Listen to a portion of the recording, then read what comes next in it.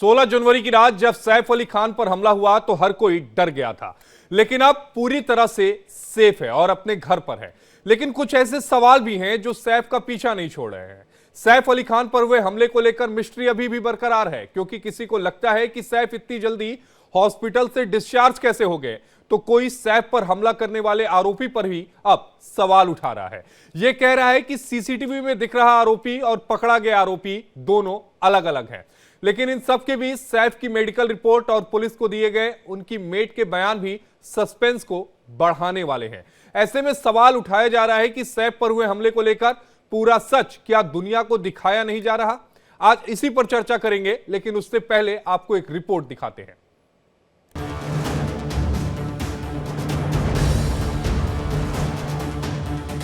16 जनवरी की रात सदगुरु शरण अपार्टमेंट, सैफ पर हमला और अभी भी कई ऐसे सवाल जिनका जवाब आना शायद बाकी है।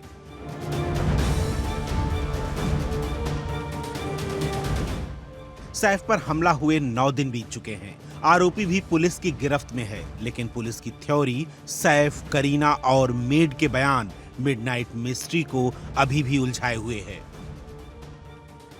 सैफ के केस में खुद उनका बयान और मेड का बयान अलग अलग सामने आया है।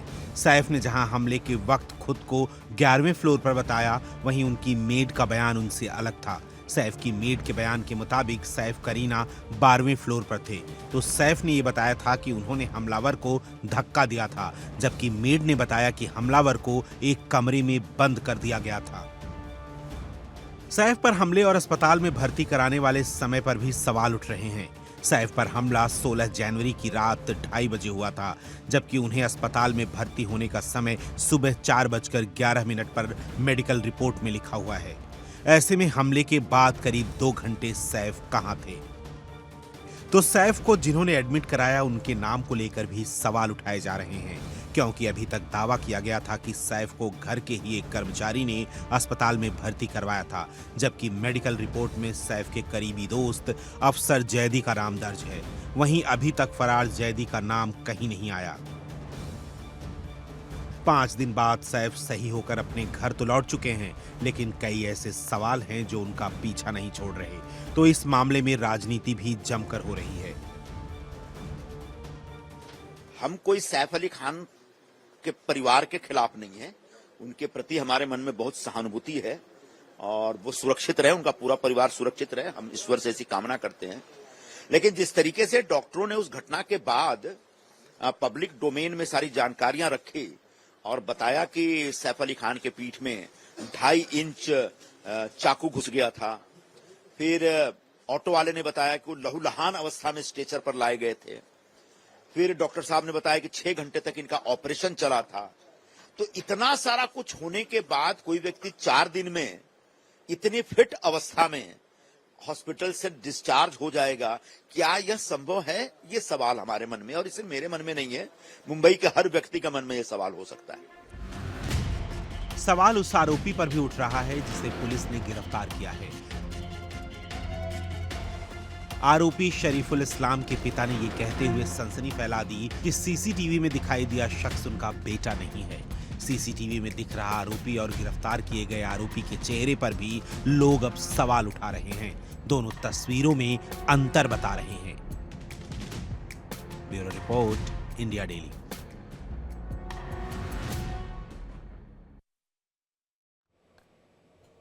और सैफ पर हमले को लेकर जो ट्विस्ट है, जो सस्पेंस है, एक तस्वीर जो है वो धुंधली है, उस धुंधली तस्वीर से वो आखिर धूल कब हटेगी, उसी को लेकर बातचीत करेंगे। हमारे साथ 3 खास मेहमान जुड़ेंगे। हमारे साथ मुकेश त्यागी जी, अभिनेता, हमारे साथ एलन राव जी, पूर्व डीसीपी, और हमारे साथ मानवी तनेजा, अभिनेत्री हैं, वो हमारे साथ जुड़े हैं। आप सभी का इंडिया डेली में बेहद स्वागत है। सीधा सवाल मुकेश त्यागी जी, आप इस केस को देख रहे होंगे, तरह तरह के बयान भी आप पढ़े होंगे। सैफ के भी बयान को आपने देखा होगा, सुना होगा, और इसके अलावा पेपरों में पढ़ा होगा। मेट के भी बयान को आपने देखा होगा, सुना होगा, पेपरों में पढ़ा होगा। करीना के भी बयान को आपने देखा होगा, सुना होगा, पेपरों में पढ़ा होगा। जरा इन तीनों बयानों में जो विरोधाभास है उस पर मुकेश त्यागी क्या सोचते हैं, जरा बताइएगा। देखिए, ऐसा है कि मैं करीना जी को व्यक्तिगत रूप से जानता हूं, उनके साथ मैंने फिल्म भी की है, हीरोइन मधुर भंडारकर जी की। परिवार बहुत ही, और मैं सैफ से भी मिला हूं, पर मुझे बड़ा अचंभा होता है कि इसके पीछे अगर कोई साजिश है, और जिस प्रकार से पैराडॉक्सिकल स्टेटमेंट आ रहे हैं। अब आप देख लीजिए, चाकू को जो मेडिकल रिपोर्ट में निकला है उसमें लिखा है 0.5 सेंटीमीटर, जबकि उन्होंने पहले बोला कि ये 2.5 सेंटीमीटर या 4 सेंटीमीटर का जो भी है वो है, टुकड़ा था। 6 टुकड़ा था। और उसके बाद डॉक्टर की रिपोर्ट भी आ रही है कि साहब ये तैमूर के साथ आए, और जबकि बाद में पता लगा जो इनकी रिपोर्ट की अक्सर जैदी उनके साथ आए थे। तो इतने कॉन्ट्राडिक्शंस आ रहे हैं, इतने कॉन्ट्राडिक्शंस आ रहे हैं। जो उसके लड़के के जो वालिद हैं वो कह रहे हैं वो तो उसकी शक्ल, बाल लंबे लगते ही नहीं था, वो तो चूल लंबे थे ही नहीं उसके। तो ये कहाँ से इतने कॉन्ट्राडिक्शंस आ रहे हैं, और ये क्यों आ रहे हैं? मैं बहुत सरप्राइज्ड हूँ as a matter of fact. मैं भुगत चुका हूँ जिस प्रकार से सुशांत सिंह राजपूत के केस में मर्डर मिस्ट्री बनी रही। आपने देखा कि एक बहुत इस प्रकार की, चाहे दिव्या भारती भी हो, वो भी आज तक डिस्कस होती कि भाई उसका कैसे हुआ, वो मर्डर हुआ या उसको फेंका गया, उसने सुसाइड किया। ऐसी बहुत सारी तमाम हिस्ट्री बॉलीवुड के अंदर चली आ रही है, जहां पर ये लगता है कि influence works very strongly in this system, और इन्फ्लुएंस की वजह से डिस्टॉर्टेड स्टेटमेंट आ रहे हैं। और देखिए, क्राइम का जो होता है ना, अंतोगत्वा कहीं ना कहीं कभी ना कभी पता लग जाता है, आप कितने ही बलशाली व्यक्ति हों। तो मुझे तो यहाँ पे बहुत ज्यादा झोल लग रहा है। उसका हो सकता है कि जो 15,000 करोड़ की प्रॉपर्टी जो जो जो उनकी वो विवाद की जा चल रही रहा है, मध्य प्रदेश की बात कर रहे हैं। विवाद चल रहा है, कहीं ये कोई सिंपैथी गेम करने की वो इरादा तो नहीं है। फिर उनकी ज्वेलरी पिक्चर आने वाली है, उसकी ऑलमोस्ट पिक्चर तैयार है, रेडी टू रिलीज है, पोस्ट प्रोडक्शन होने वाला है। कहीं उसके लिए कोई लाइमलाइट बटोरने की, क्योंकि आजकल फिल्म इंडस्ट्री में सितारे बहुत डूबे हुए हैं, पिक्चरें डूब रही हैं, पिक्चरें बढ़ नहीं रही हैं आगे। तो इसके पीछे क्या मोटिव हो सकता है? क्योंकि अभी तो सारी बातें उल्टी निकल रही हैं। पहले मुझे बोला करीना थी नहीं वहां पे, करीना रात के समय अपनी बहन के साथ नाइट आउट करने गई थी, बाद में पता लगा वो करीना घर पे ही थी। 11वें फ्लोर पे हुआ ये मंजर या 12वें फ्लोर पे हुआ, ये डक्ट में कैसे आया? सीढ़ी के माध्यम से आया, कहते हैं लकड़ी की सीढ़ी उसने 12 फीट की ली, फिर उसके बाद चढ़ा, फिर डक्ट से आया, फिर वहां से कूद गया। मतलब 12 फीट से कूद के आके वो व्यक्ति बिल्कुल सही सलामत है। और सैफ का भी आप वॉक देखिए, स्टाइल किस तरह से निकले हैं हॉस्पिटल से, जबकि डॉक्टर की ये रिपोर्ट थी कि आप इनको 10-15 दिन इस रिकवरी से लगेंगे, क्योंकि इनके वर्टिब्रल कॉलम से जो है लीकेज हुआ है फ्लूइड का। तो इट्स नॉट इजी टू। और यही सवाल संजय निरुपम जी ने भी उठाया कि भाई इतनी बड़ी सर्जरी 6 घंटे चली, 5 दिनों के बाद फिट कैसे नजर आ रहा है? एल एन राव जी, कड़ियां बिल्कुल अलग अलग है, बयान बिल्कुल अलग अलग हैं। अब तो ये भी सवाल उठने लगा है कि सीसीटीवी में जो आरोपी दिखा और जिसे गिरफ्तार किया गया, क्या वो वाकई एक शख्स है या अलग अलग शख्स है? तो कई सारे सवाल अगर इस पूरे केस को देखें। एक इसमें इंपॉर्टेंट पॉइंट यह भी है कि जो लीलावती अस्पताल में सैफ को एडमिट कराया गया, उनके घर से उसकी दूरी 10 से 15 मिनट की थी, लेकिन सैफ पर हमला 2:30 बजे होता है और उन्हें एडमिट हॉस्पिटल में 4:11 पर कराया जाता है। यानी 1.25 घंटे लग गए सैफ को एडमिट कराने के लिए, वहां तक पहुंचने के लिए। आशीष जी, देखिए, नो डाउट बहुत से सवाल खड़े हो रहे हैं, और मीडिया के थ्रू या अखबार के थ्रू ये मालूम हो रहा है कि कॉन्ट्राडिक्शंस बहुत ज्यादा हैं। और सबसे बड़ी कॉन्ट्राडिक्शन है कि अपराधी का चेहरा, वो तो आम पब्लिक देख के बता रही है कि अपराधी का चेहरे में, बनावट में काफी फर्क है, ये बात है। दूसरा, ये सबसे बड़ा इंपॉर्टेंट जो खुलासा अभी जो आप कर रहे हो कि करीब 1.25 घंटे बाद एक आदमी जिसमें लहूलुहान है, जिसको चाकू से चोट लगी और खून निकल रहा है, तो वो 1.25 घंटे तक हॉस्पिटल क्यों नहीं पहुंचा? जबकि वहां से ज्यादा दूर नहीं है, 2.5-3 किलोमीटर की दूरी बता रहे हैं वहां की। कितने भी दूरी हो तो भी हॉस्पिटल में, और ये भी है कि इमीडिएटली ऑटो में जाना इसलिए पड़ा कि जल्दी पहुंच जाए, ये भी एक वजह है। लेकिन ये भी एक सवाल है। दूसरा, मैं सबसे और ज्यादा एक इंपॉर्टेंट सवाल मैं समझ रहा हूं कि किसी भी बॉडी में अगर चाकू अगर लगता है, तो वो चाकू उसका पीस स्टील का बना है, लोहे का बना है, जो भी है, वो अंदर फ्लैश में गया। ये भी एडमिटेड है कि डॉक्टर ने कहा कि हड्डी में चाकू नहीं लगा, तो वो टूट कैसे गया फ्लैश से? मांस के अंदर अगर गया है कपड़ा, कितना गया होगा ये देखना पड़ेगा। वो टूट कैसे सकता है? या फिर वही है कि 2.5 इंच का ही चाकू था वो, जो कि उसको अंदर रह गया और बाकी हत्था उसके बाहर आ गया, ये भी पॉसिबिलिटी हो सकती है, लेकिन इसमें ऐसा लगता नहीं है। दूसरा, और भी कोई इसमें बहुत सी है। करीना जी के बारे में जो अभी बता रहे त्यागी जी, वो उनका भी कॉन्ट्राडिक्टरी बयान है कि पहले थी, पहले नहीं थी। इनका स्टेटमेंट भी रिकॉर्ड हो गया है। और जो उसके पिताजी ने, जो अक्यूज के पिताजी ने सवाल उठाया, ये भी एक वो है कि जो बता रहे हैं, पुलिस ने जो बताया है वो ऐसा नहीं है। लेकिन इन सब चीजों की ये डाउट होते हुए भी मैं समझता हूँ मुंबई पुलिस ऐसी कोई गलती नहीं करेगी कि कोई आदमी, कोई बेगुनाह आदमी को इस केस में इसमें पकड़ लिया। ऐसी भी नहीं पॉसिबिलिटी है, क्योंकि कोई भी पुलिस क्यों करेगी ऐसा उसमें, नहीं, क्योंकि लेकिन एलन बहुत राव जी, बड़ा आप डीसीपी रहे हैं, आपने इस तरह के तमाम केसेस सॉल्व किए हैं। जब इस तरह के केसेस आते हैं और जब इस तरह के कॉन्ट्राडिक्टरी बयान होते हैं, अलग अलग लोगों के, एक ही परिवार में रहने वाले अलग अलग लोगों के अलग अलग बयान होते हैं, तो फिर केस की रूपरेखा आप किस तरह से तय करते थे? देखिए, इन्वेस्टिगेशन एक प्रकार से साइंस है, और उस इन्वेस्टिगेशन में एक एक चीज को माइन्यूटली देखा जाता है, उसका कोरोबरेशन किया जाता है। कोरोबरेशन नहीं होता है तो उसको बार बार उसको क्वेश्चनिंग किया जाता है और सच्चाई पर जानने की कोशिश की जाती है। और तफ्तीश का, इन्वेस्टिगेशन का मतलब ही है यही है कि हम सच्चाई तक पहुंचे। और मैं समझ रहा हूं कि मुंबई पुलिस सच्चाई पर पहुंचने की कोशिश कर रही होगी और पहुंच जाएगी। दूसरी बात, एक और जो नई, जो मुझे थोड़ा डाउट लग रहा है, जैसा कि बहुत से लोगों ने, संजय निरुपम ने भी कहा है और भी कई सवाल उठा रहे हैं कि 4 दिन बाद हॉस्पिटल से डिस्चार्ज होने के बाद बहुत अच्छे से चल के जा रहे हैं। मैं अपना एग्जांपल देता हूं। मुझे 1994 में 3 गोली लगी थी बॉडी में, और मेरा भी ऑपरेशन हुआ था पूरा। और जब भी कोई ऑपरेशन होता है उसमें टाँके लगते हैं, जो स्टिचेज होते हैं। वो स्टिचेज जब तक पूरे हील नहीं हो जाते तब तक आदमी वहां पे चलने के काबिल भी नहीं होता, क्योंकि ये चांसेस होता है कि उसके टाँके, जो स्टिचेज है, वो कहीं खराब ना हो जाए, यानी वहां से मवाद ना आ जाए, या कोई स्टिचेज खराब होने के बाद फिर ज्यादा कॉम्प्लिकेशन हो सकती है। लेकिन जिस ढंग से सैफ अली खान चलकर जा रहे हैं, तो वो ऐसा लग नहीं रहा था कि उनके शरीर में कोई स्टिचेज लगे हों, टाँके लगे हों। ऑब्वियसली अगर चाकू का घाव है तो टाँके जरूर लगे होंगे, और टाँके लगने के बाद कम से कम 3-4 दिन तो उसको टाँके को सूखने के बाद काटने में लगता है, डॉक्टर साहब लगाते हैं। तो ये भी एक प्रकार से एक थोड़ा सा विरोधाभास लग रहा है, और इसको सारा का सारा सोल्व करना है।